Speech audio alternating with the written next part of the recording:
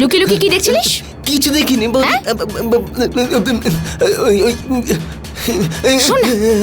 বৌদি। তে নাইলনের কোনো সুতো আছে? আছে তো দাদা বৌদি, আমি নিয়ে আসি।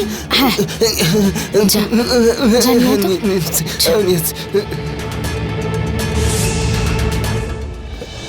বৌদি সুতো। শাবাশ শাবাশ, কাজ হয়ে যাবে। এদিকে বৌদি, এই দড়িটা একটা এদিকে, হ্যাঁ, আর আর একটা এদিকে। রাত্রিবেলা সবাই ঘুমিয়ে পড়ার পর এই দড়িটা এভাবে বেঁধে দিবি, বুঝেছিস? যেরকম আমি বলেছি সেরকমই করবি। আগে বৌদি। যদি কোনো গন্ডগোল করিস না তাহলে দেখে নিস। বৌদি সুতোটা তো বেঁধে দেবো, কিন্তু কেউ যেন জানতে না পারে বৌদি। ধর এটা, যতটা বলেছি ততটাই করিস। যা যা যা। এবার দেখি আমার ভাসুরকে কে বাঁচায়। আরে ওটার কোয়ালিটি খুব খারাপ ছিল।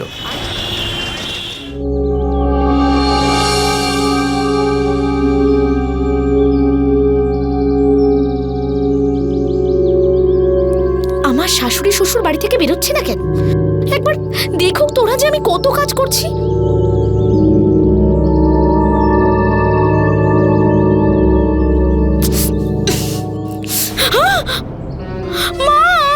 মালতী, বাড়িতে এত কাজের লোক থাকা সত্ত্বেও তোকে এত কাজ করতে হয়?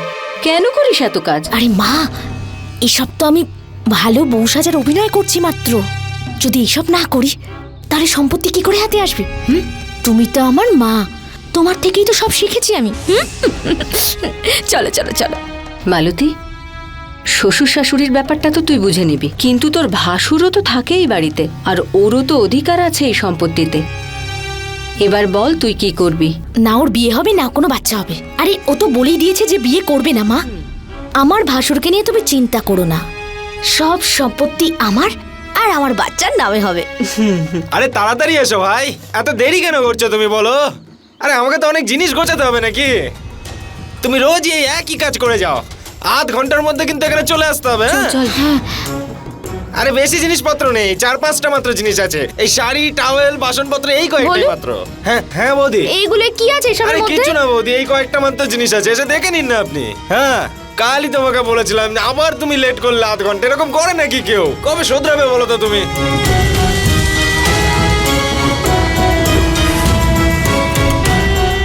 বুঝতে পারছি না এই বুড়ো বুড়ির আসলে হয়েছেটা কি। আরে 25 বছরের বিবাহ বার্ষিকী ওদের, আর আর এভাবে আমাদের টাকা পয়সা ওড়াচ্ছে দান খয়রাতে। আরে মা, বাধা দে ওকে, তা না হলে তোর হাতে কিছুই আসবে না। আরে বাপ রে বাপ, দুটো অ্যাটম বোম একসাথে, মনে হচ্ছে খুব বড় ব্লাস্ট হতে চলেছে।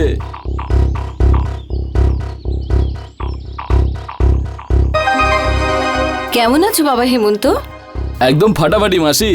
এবার তুমি এসে গেছো তো কে জানে কি হবে। মা, দাদা তো এরকম ঠাট্টা করেই থাকেন। আরে বাপরে, আমি তো ভুলেই গেছি। মা, আমাকে একটু সাহায্য করো না, ওই গমের বস্তাগুলো সরাতে হবে। হ্যাঁ চলো। মা, একটু সাহায্য করো না।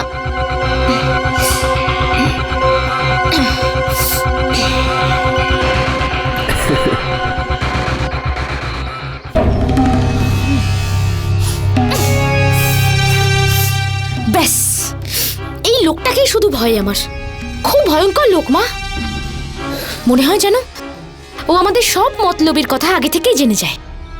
আরে মা, সাবধানে থাকিস এর থেকে, তা না হলে তুই কোনো সম্পত্তিও পাবি না, টাকাও না। সাবধানেই পা ফেলছি মা,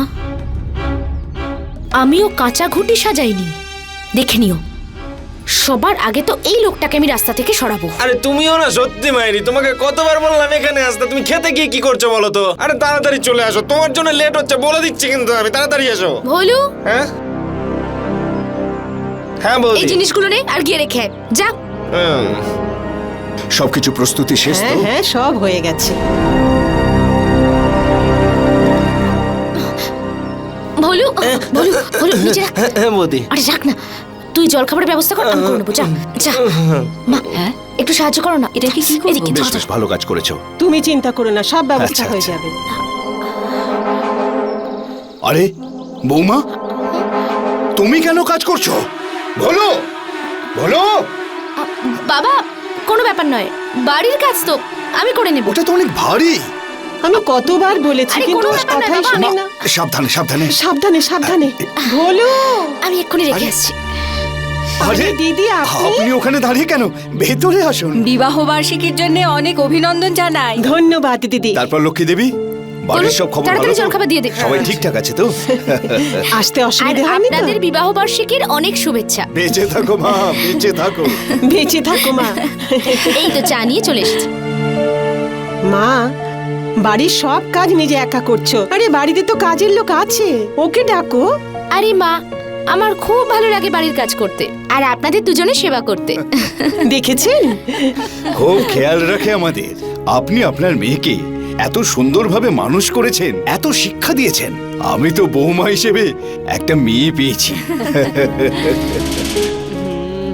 মা ওই গিরিশ কোথায়? ওকে ডাকো তাড়াতাড়ি। হ্যাঁ হ্যাঁ, ও হয়তো ভেতরে আছে, আমি এক্ষুনি ডেকে নিয়ে আসছি। হ্যাঁ গিরিশ, এখনো স্নান করে বেরোনি? আরে তাড়াতাড়ি বেরো, সবাই বাইরে তোমার জন্য অপেক্ষা করছে। তুমিও না? তাড়াতাড়ি ব্রেকফাস্ট রেডি করো, দেরি হয়ে গেছে আমাদের। তাড়াতাড়ি করো। শোনো, আরে কোথায় যাচ্ছো? মা বাবার আজ বিবাহ বার্ষিকী। একদম ভুলে গেছি, রাত্রে ক্ষেত থেকে লেট করে এলাম, তাই কোনো গিফটও কিনতে পারিনি ওনাদের জন্য। আমি জানতাম, আমি এনেছি, আমি জানতাম। দাঁড়াও,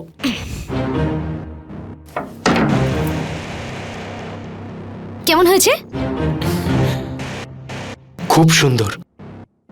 মালতী, তুমি কত ভালো, কত খেয়াল রাখো। আমি সৌভাগ্যবান যে আমার বিয়ে তোমার সাথে হয়েছে। আচ্ছা, এবার একটা কাজ করো, তাড়াতাড়ি করো, নিচে সবাই তোমার জন্য অপেক্ষা করছে। তুমি এটা ধরো আর তাড়াতাড়ি ওটা নিয়ে চলে এসো। আরে বাবা, চিন্তা তো দারুণ হয়েছে। হ্যাঁ খুব সুন্দর। বাবা, এত দামি জিনিস কেনার কি দরকার ছিল? আরে বাবা, যত বেশি ওজন হবে তখনই তো মনে হবে না যে আমরা বেশি দামি গিফট দিচ্ছি। হেমন্ত, আরে গিরিশের শালা এসেছে আর ওর সাথে তুই মজা করছিস? হ্যাঁ হ্যাঁ, আমারও তো শালা বাবু। কি শালা বাবু, এমনিতে তুমি মাকে নিয়ে যেতে এসেছো না?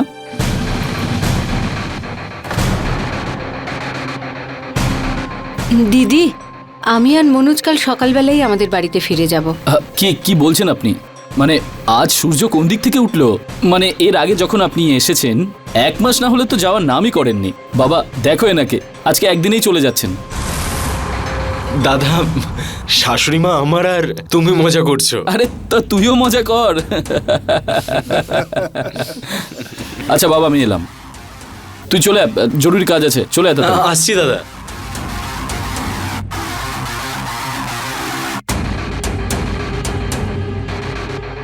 ক্ষমা চেয়ে নিচ্ছি, আপনাদেরকে সময় দিতে পারছি না আমি। যদি কিছু প্রয়োজন হয় আপনি ভলুর কাছ থেকে চেয়ে নেবেন। আসছি আমি। ঠিক আছে বাবা। শোনো, হ্যাঁ?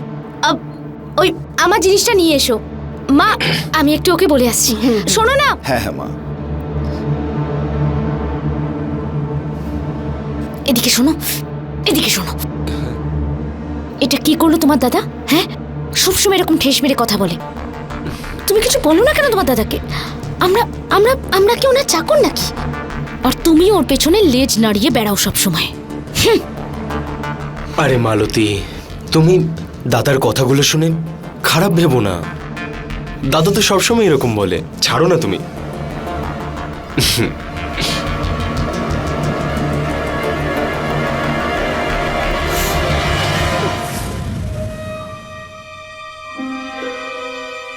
মালতী, বুঝে শুনে চলবি। তোর স্বামী স্বয়ং লক্ষণ, আর তোর ভাসু তোর ওপরে চিলের মতো নজর রেখেছে। যেভাবে তোর স্বামী ওর দাদার প্রত্যেকটা কথা শোনে না, আমার তো মনে হয় না এত তাড়াতাড়ি ও দাদার কাছে সম্পত্তির ভাগ চাইবে। এই জন্য তুই যা করবি খুব ভেবে চিন্তে করবি। হ্যাঁ দাদা, তুমি একদম ঠিক বলছো। স্বামীকে তো আমি সামলেই নেব, আর বাকি রইল আমার ভাসুর। ওর ব্যাপারে ভাবতে হবে যে কি করা যায়।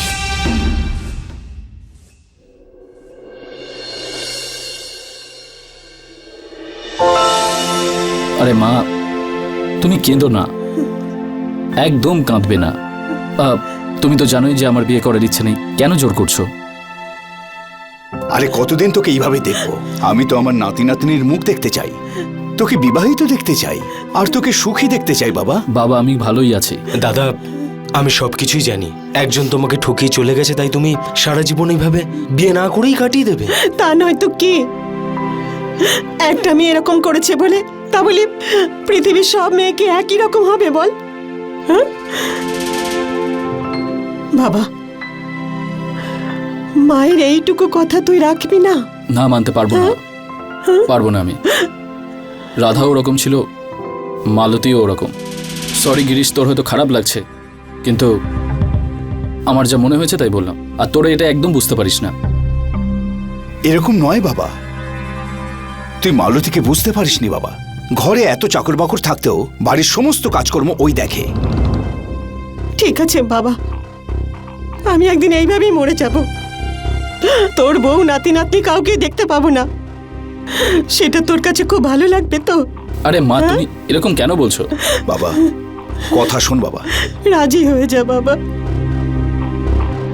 আচ্ছা ঠিক আছে, তোমরা এত প্রেশার দিচ্ছ তো আমি মেনে নিচ্ছি, কিন্তু আমি মেয়েটার সাথে আগে দেখা করব, যদি আমার ভালো লাগে তারপরেই কিছু ভাববো। কিন্তু হ্যাঁ, তার আগে তোমরা একদম জোর করবে না। হে ভগবান, এই লোকটা বিয়ের জন্য রাজি হয়ে গেল কি করে? যদি ওর বিয়ে হয়ে যায় তাহলে আমার হাত থেকে সবকিছু চলে যাবে। কিছু না কিছু ভাবতেই হবে আমায়। আমার হাতে মাত্র একদিন আছে। কি মালতী, করব? মালতী তাড়াতাড়ি নতুন কাপড় চোপড় বানানো শুরু করো, দাদা বিয়েতে রাজি হয়ে গেছে। আরে বাহ, দাদা রাজি হয়ে গেছেন? হ্যাঁ ও রাজি হয়ে গেছে, সারা বাড়ি এবার আনন্দে ভরে উঠবে। তুমি এক কাজ করো, আমার জন্য খাবার বেড়ে দাও। হ্যাঁ? আসছি আমি। এই লোকটা তো এমন ভাবে খুশি হচ্ছে যেন ও নিজে বিয়ে করতে যাচ্ছে। এদিকে এখানে আমার সম্পত্তির শ্রাদ্ধ হতে চলেছে। এই বিয়েটা আমি কিছুতেই হতে দেব না, কোনো মতেই না।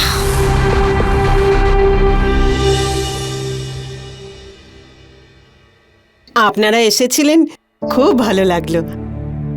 বাবা সাবধানে যেও। আর বাড়ি পৌঁছে ফোন করবেন। হ্যাঁ নমস্কার। নমস্কার। বৌমা, আমি আর তোমার বাবা বিয়ের তত্ত্বের জিনিস কিনতে যাব, তুমিও চলো না আমাদের সঙ্গে। তত্ত্ব জিনিস মানে? হ্যাঁ হ্যাঁ মা, তোমার মা বলছিল যে কাল যদি মেয়ে আমাদের পছন্দই হয়ে যায় তাহলে বিয়ের একটা তারিখ আমরা পাকা করে ফেলবো। হ্যাঁ আরে বাহ, এটা তো খুব ভালো ব্যাপার। এবার তুমি প্রার্থনা করো মা, হেমন্ত রোকে আর ওর হেমন্তকে পছন্দ হয়ে যায়। চলো মা, আমার না মাথাটা খুব ব্যথা করছে, আপনারা চলে যান না, আমি একটু বিশ্রাম নিয়ে নিই। হ্যাঁ হ্যাঁ মা, কোনো ব্যাপার নয়। আচ্ছা চলো মা, আমরা যাই। তুমি বিশ্রাম নাও, আমরা ঘুরে আসছি। তুমি বিশ্রাম করো মা। বাবা আমি মাঠে যাচ্ছি, তোমার কি বাইরে যাওয়ার হ্যাঁ ছিল? হ্যাঁ, আমাদের ছেড়ে দাও না। চল চল। আরে চলো, ভোলু, চলো। আমার পার্স আর দুটো ব্যাগ নিয়ে আয়। হ্যাঁ, আয়, আনছি, তাড়াতাড়ি। আনছি। আরে তাড়াতাড়ি করো।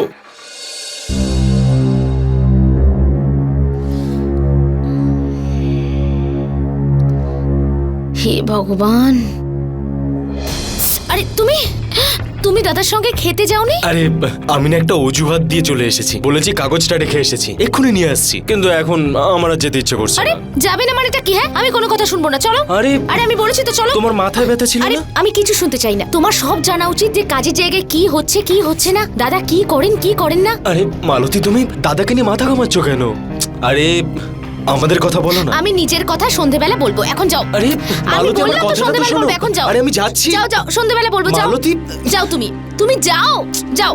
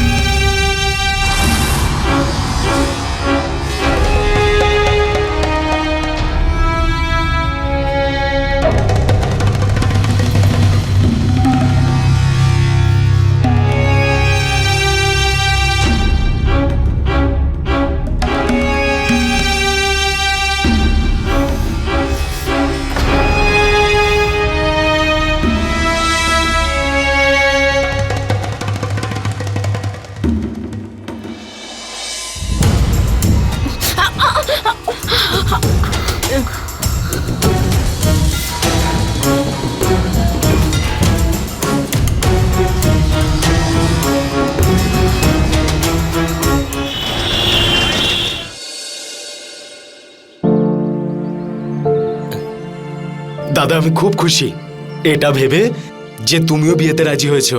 আমার বৌদি আসবে, বৌদি তোমার খেয়াল রাখবে। জানিস, ভগবান মা আর বাবার ওপর খুব খুশি, তাই তোকে আমার ভাই করে পাঠিয়েছে। তোর মতো ভাই যেন সবার হয়, কিন্তু তোকে নিয়ে আমার খুব চিন্তা হয়। কেন দাদা, আমার কি হবে?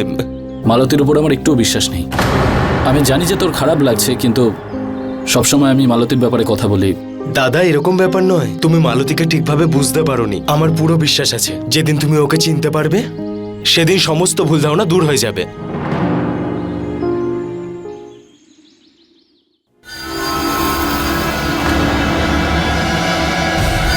এই বলো, হ্যাঁ বৌদি, এদিকে আয়। হ্যাঁ বৌদি বল। এদিকে আয়। লুকিয়ে লুকিয়ে কি দেখছিলিস? কিছু দেখিনি বৌদি। শোন না, বৌদি তে নাইলনের কোনো সুতো আছে? আছে তো দাদা বৌদি, আমি নিয়ে আসি। হ্যাঁ, যা যা নিয়ে আয় তো।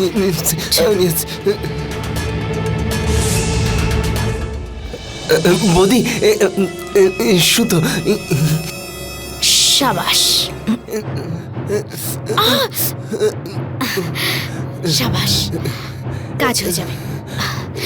এদিকে আয়। বৌদি এই দড়িটা একটা এদিকে, হ্যাঁ, আর আর একটা এদিকে। রাত্রিবেলা সবাই ঘুমিয়ে পড়ার পর এই দড়িটা এভাবে বেঁধে দিবি, বুঝেছিস? যেরকম আমি বলেছি সেরকমই করবি। আগে বৌদি। যদি কোনো গন্ডগোল করিস না তাহলে দেখে নিস। বৌদি সুতরাং তো বেঁধে দেবো, কিন্তু কেউ যেন জানতে না পারে বৌদি। ধর এটা। যতটা বলেছি ততটাই করিস। যা যা যা। এবার দেখি আমার ভাসুরকে কে বাঁচায়। আরে ওটার কোয়ালিটি খুব খারাপ ছিল। আরে না, আমি ভালো করে জানি কোন জিনিসটা ভালো আর কোন জিনিসটা খারাপ। আমাকে আর বলতে হবে না। একটা ভালো পরিবারে প্রবেশ করা এবং একজন ভালো স্বামী পাওয়া, এটা প্রত্যেকটা মেয়েরই স্বপ্ন। কিন্তু এখানে যা ঘটছিল তা ভাবনার ঊর্ধ্বে ছিল।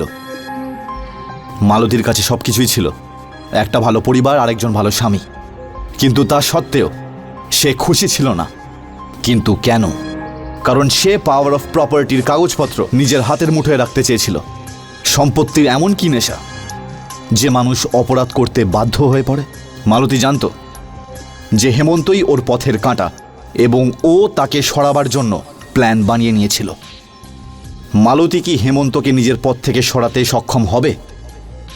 হেমন্তের পরিবারের লোকজন মালতীর এই ব্যাপারটা কি জানতে পারবে, নাকি অন্য কোনো ঘটনা যেটা ঘটতে চলেছে? নমস্কার, আমি অমিত পাচৌরি। ক্রাইম অ্যালার্টের আজকের এই এপিসোডে আপনাদেরকে আমার সঙ্গে নিয়ে যাব উত্তরপ্রদেশে আরও একটা সত্য ঘটনার সম্মুখীন হতে। চলুন।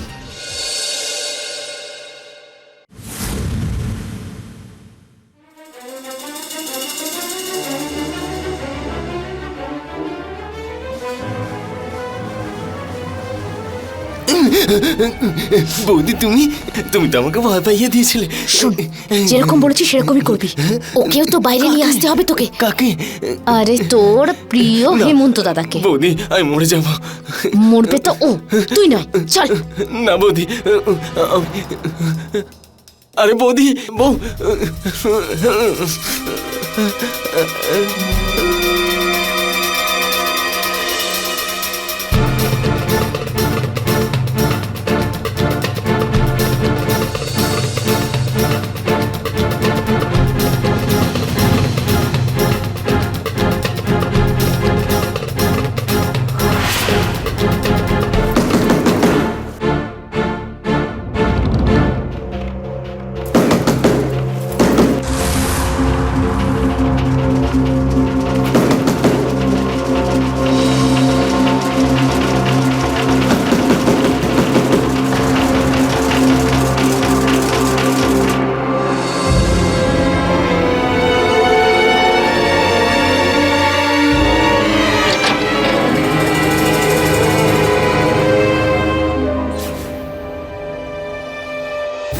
কে?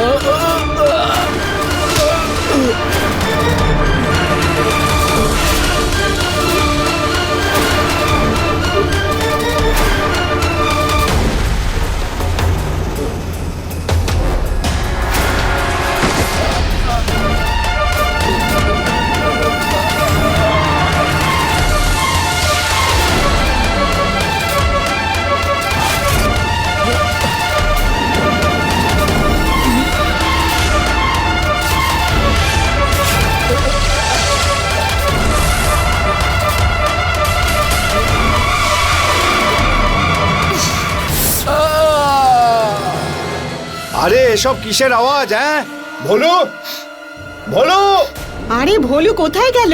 ভোলু, ভোলু, কোথায় গেলি? হেমন্ত! হে ভগবান! হেমন্ত, বাবা, কি হলো? কি হয়েছে তোর? এই কি হলো তোর? কি করে কি হলো? হলো? দাদা, ওঠো। ওঠ বাবা, বাবা, ওঠ। ওঠো, ওঠো, কি হয়েছে দাদা, তোর? ওঠো না। আরে দাদা! দাদা, শুনতে কি হলো? পাচ্ছ? বাবা, বাবা, ওঠো, বাবা। দাদা, ওঠো। আরে ওঠ না। দাদা, মরে গেল কি হেমন্ত, বাবা। আরে তুমি চুপ করো। দাদা বেঁচে আছে এখনো। বাবা, দাদাকে ডাক্তার রেখে দিতে চল। চল, তোলো, তোলো দাদাকে। তোলো, বলো। ভোলু, আরে ধর, ধর না। বলো কি গেটটা খোল।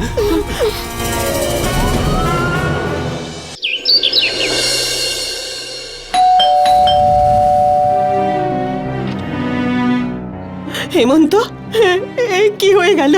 হেমন্ত, হেমন্ত, এইসব কি করে হলো? কেন হলো? কি সুলেখা। হলো ওর? ভগবানের অসীম কৃপা যে এ প্রাণে বেঁচে গেছে।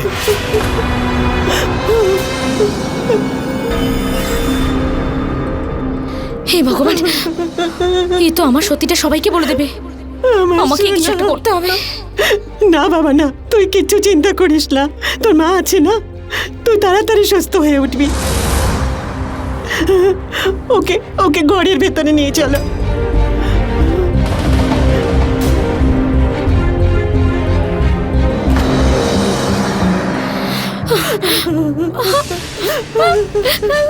না, আমি কিছু করিনি। আমার এরকম কোনো উদ্দেশ্য ছিল না। প্লিজ আমার কথা বিশ্বাস করো। আরে মালতী, আমি তুমি এসব কেন বলছো? না না, আমি কি হয়েছে নাকি তোমার? আরে কপালে যেটা লেখা ছিল সেটাই হয়েছে। দাদা প্যারালাইজড হয়ে গেছে। আর ডাক্তার বলল যে ওনাকে যাতে কোনো রকমের টেনশন না দেওয়া হয়, না হলে দাদা কখনো সুস্থ হতে পারবে না। আমাদের ওনার খেয়াল রাখতে হবে।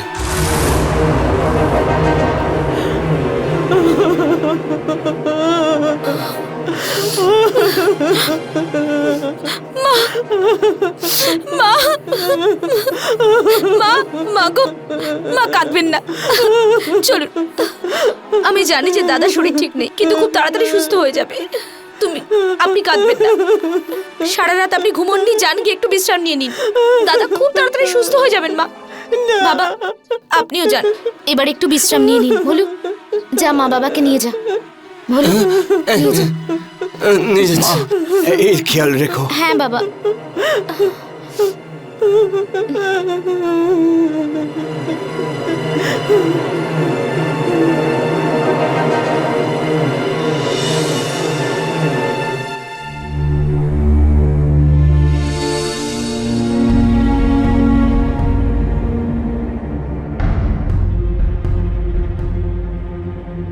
শোনো, তুমি গিয়ে একটু বিশ্রাম নাও, আমি দাদার কাছে বসছি।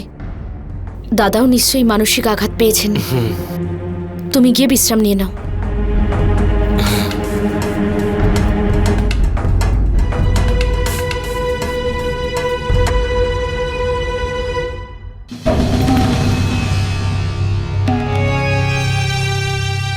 তোর তো দেখছি কই মাছের প্রাণ, কিছুতেই মরতে চাইছিস না। ভাগ্য ভালো যে তুই এখনো বেঁচে আছিস।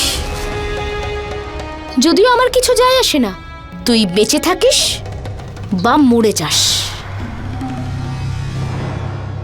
কারণ তোর অবস্থা তো মরা মানুষেরই মতো।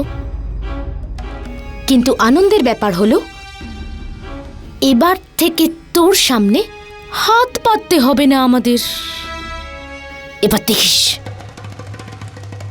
আস্তে আস্তে তোরই চোখের সামনে সবকিছু কিভাবে আমার হয়ে যায়। সব সম্পত্তি নিজের মুঠোয় করে নেব আমি। বেশি হিরোগিরি দেখাস না, তুই তো শুধু নাটক দেখতে থাক, বুঝলি?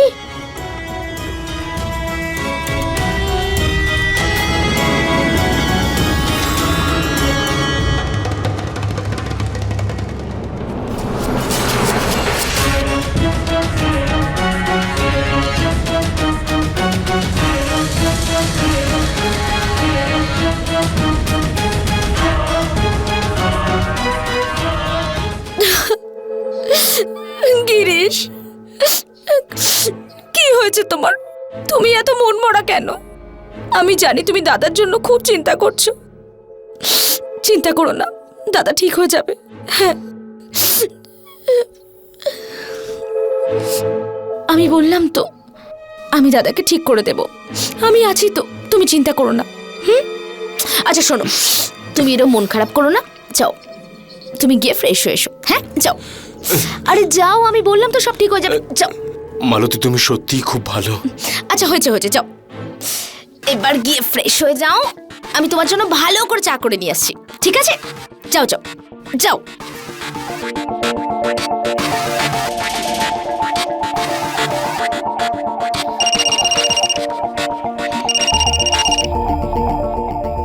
দাদা,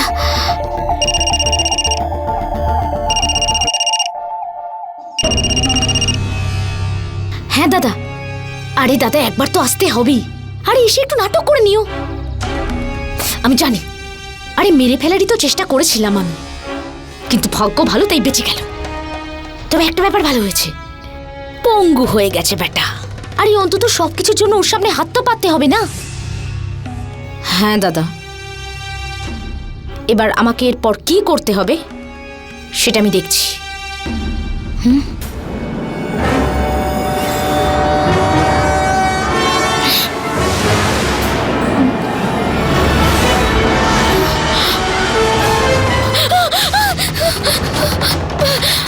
আমি দাদাকে অনেক বড় গলায় বলতাম যে আমার মালতী এরকম নয় যেমনটা তুমি ভাবো, কিন্তু এখন দেখছি উনিই ঠিক ছিলেন। তোমাকে ঠিক চিনতে পেরেছিলেন উনি। আর কি নোংরা মহিলা তুমি! কত ভালোবেসেছিলাম তোমাকে আমি, আর তুমি টাকার জন্যে! আরে এই সব কিছুই তো তোমারই ছিল। আর উনি বাড়ির বড় ছেলে, শুধু সেই জন্যই এই বাড়ির পুরো দায়িত্ব ওর ঘাড়ের ওপর ছিল। আর একটা কথা কান খুলে শুনে নাও, আজও ওই এই বাড়ির মালিক, বুঝলে? আর তুমি যে নোংরামিটা করেছো সেটা ক্ষমার অযোগ্য। এবার দেখো, আমি সব কিছু পুলিশকে বলে দেবো, সব বলবো। কিরিশ না, কিরিশ শোনো।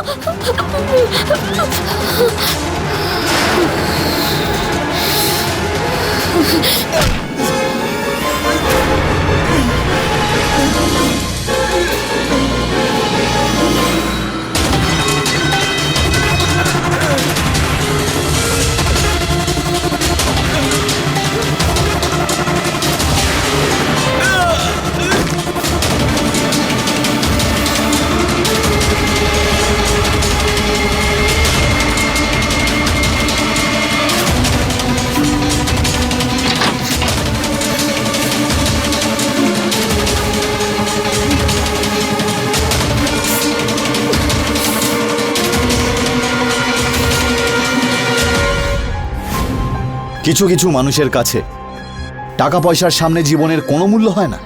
মালতী একবারের জন্য ভাবেনি যে ও নিজের হাতে নিজের জীবন নষ্ট করছে। ও পয়সা এবং প্রপার্টির লোভে এতটাই ডুবে গেল যে ঠিক ভুল বিচার করতেও ভুলে গেল। অবাক হওয়ার বিষয় তো এইটা যে এরকম একটা অপরাধমূলক কাজে ওর পরিবারের লোকও ওর সাথেই ছিল। মালতীর লোভ কি এখানেই শেষ হলো, নাকি অন্য কোনো সমস্যা ওর জীবনে আসতে চলেছে? চলুন দেখা যাক।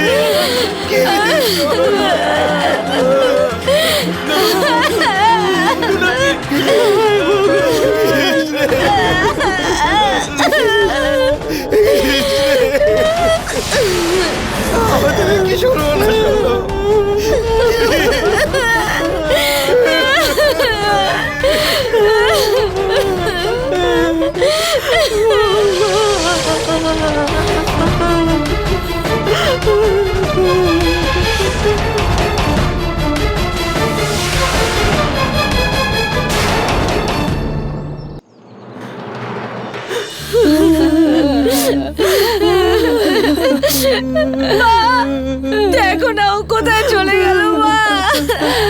হে ভগবান, এবার আমার মেয়ে কি হবে?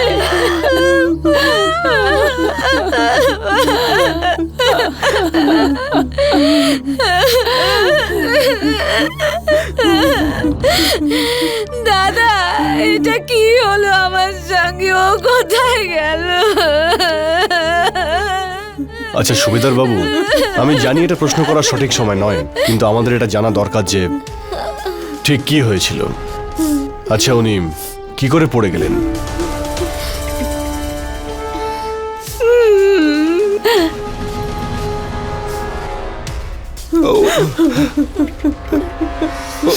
ছাদে ছিল, জানি না কি করে, হয়তো পা পিছলে গেছিল। কেউ কি দেখেছিলেন?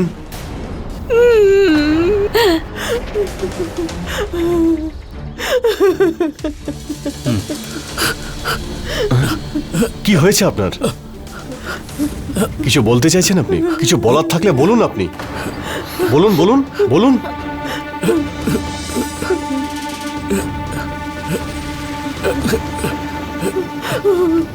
আরে কিছু তো বলুন, বলুন বলুন। মা দেখুন না, মা দেখুন না দাদার কি হয়েছে, দেখুন না মা। ইন্সপেক্টর সাহেব, ওকে ছেড়ে দিন। ও নিজের ছোট ভাইয়ের হঠাৎ মৃত্যুতে ও কেমন যেন হয়ে গেছে, ওর শরীরও ঠিক নেই। আমাদের তদন্ত কিন্তু চলবে। যদি আপনারা কিছু জানতে পারেন তাহলে কিন্তু আমাদের অবশ্যই জানাবেন। আচ্ছা।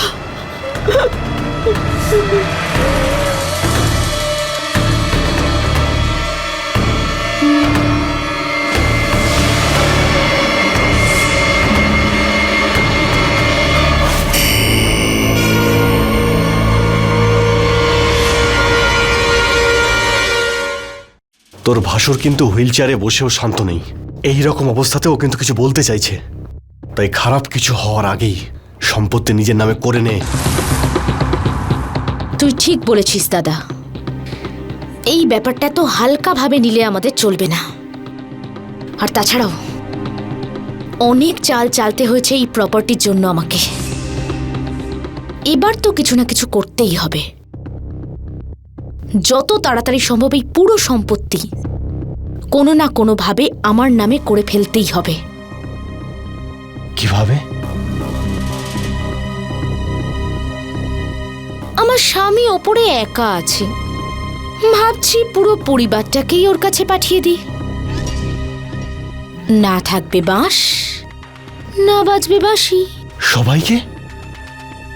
কি করবি তুই? সবকিছু আমি ভেবে নিয়েছি দাদা।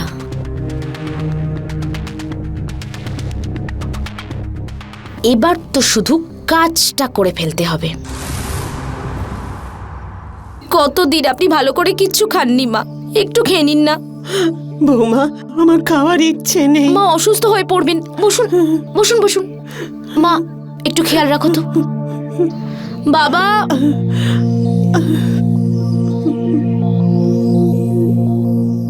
বাবা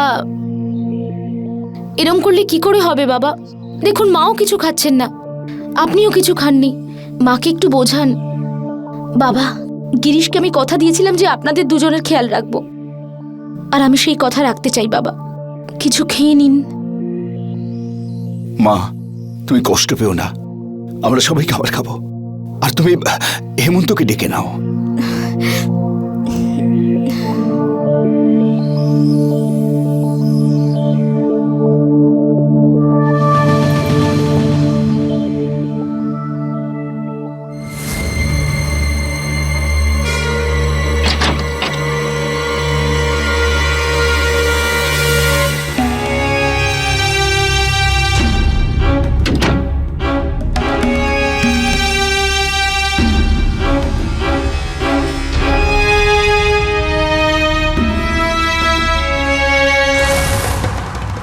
হয়েছে? খুব খারাপ লাগছে? ভাইয়ের কথা মনে পড়ছে? ও কোনো ব্যাপার নয়, আমি তোমাকেও ওর কাছে খুব তাড়াতাড়ি পাঠিয়ে দেবো। হ্যাঁ,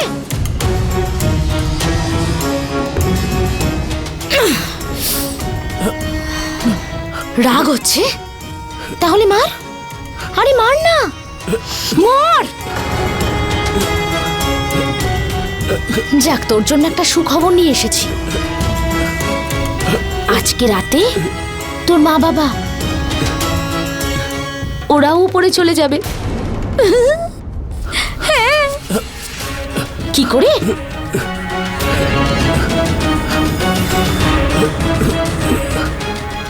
এই দেখ, খালি শিশি। এর মধ্যে বিষ ছিল, যেটা এখন খাবারে মিশে গেছে। আজ রাতে তুই আর তোর মা বাবা সবাই খাবার খেয়ে উপরে যেতে চলেছিস। তুই তৈরি হয়ে থাক। হ্যাঁ, একটা কাজ করি, আর সময় নষ্ট করব না, তাড়াতাড়ি যাব। হ্যাঁ,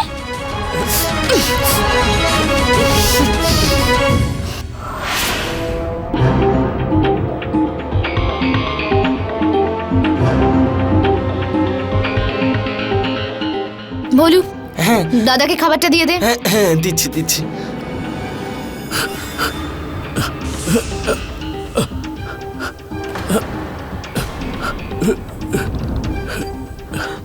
বাবা, যা হওয়ার তা হয়ে গেছে, খাবারটা খেয়ে নে।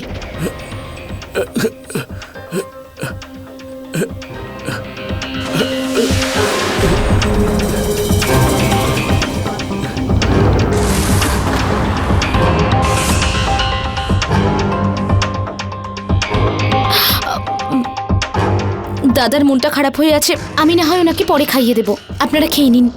ঠিক আছে বৌমা। সাবধানে মা।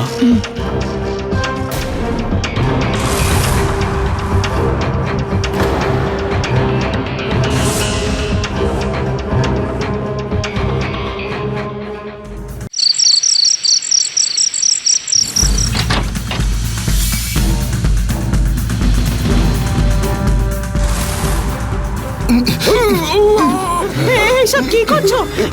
কে করছো এগুলো? কি করছো? কে?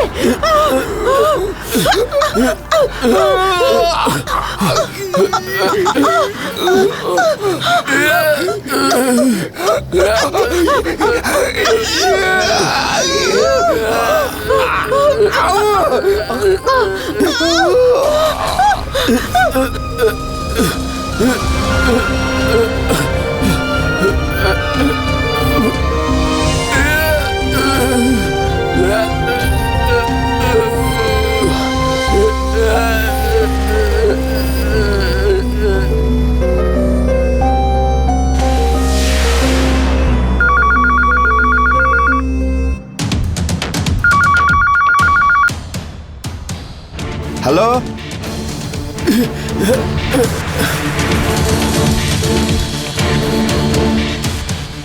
হ্যালো।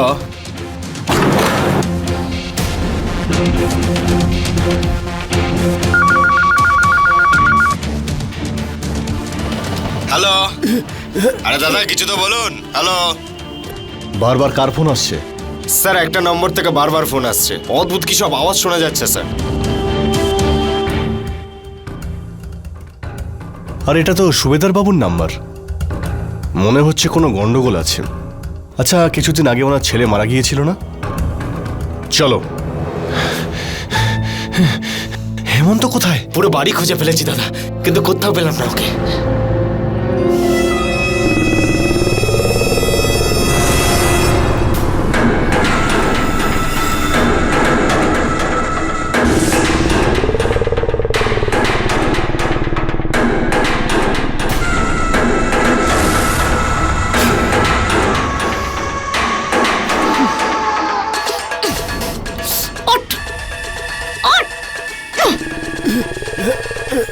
তেল ফুরিয়ে এলো, তবু প্রদীপ নিভল না। দেখো তো এই জেমস বন্ডকে, কোথায় শুয়ে আছে। বলো বলো, দাদা তোলো একে। নিয়ে চলো।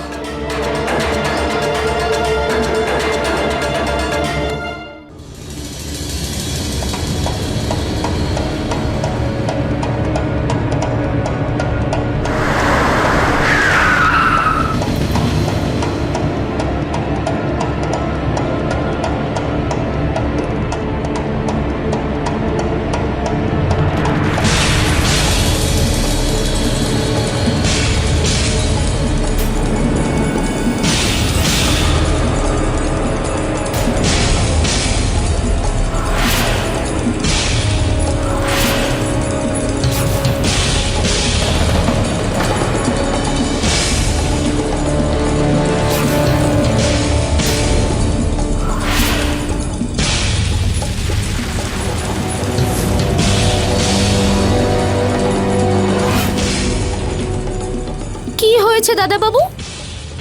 আপনি রেগে আছেন আমার ওপর? আমি আপনার পুরো পরিবারকে যে মেরে ফেললাম। কিন্তু আপনি চিন্তা করবেন না, আপনাকে আমি জীবন্ত পুড়িয়ে মারব। এইটুকু দয়া আছে আমার মনে প্রাণে। আর কি করব বলুন, টাকা জিনিসটাই এরকম। দেখুন না কি থেকে কি হয়ে গেলাম।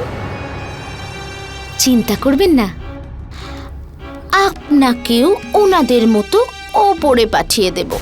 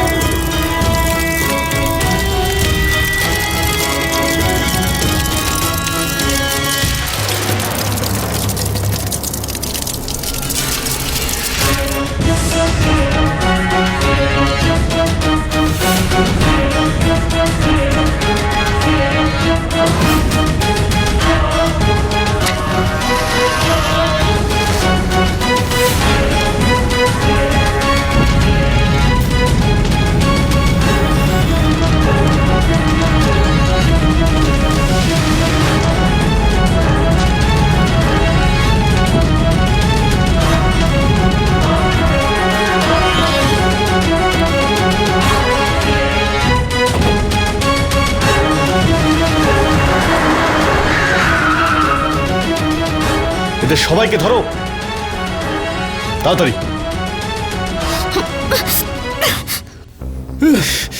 আরে আরে আগুন নেভাও, ও বেঁচে আছে, তাড়াতাড়ি করো।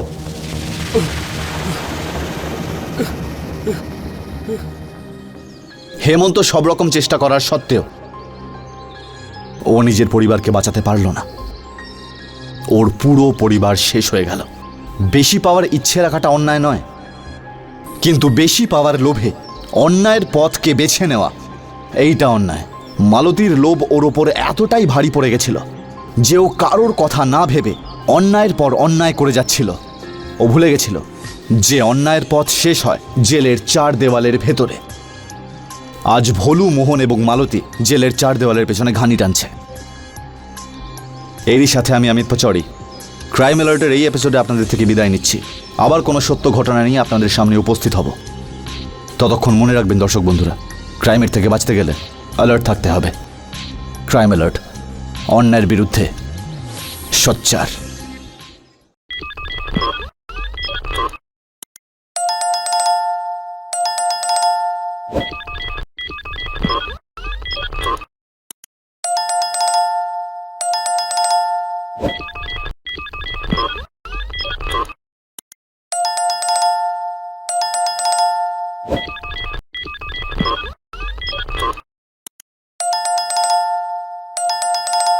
You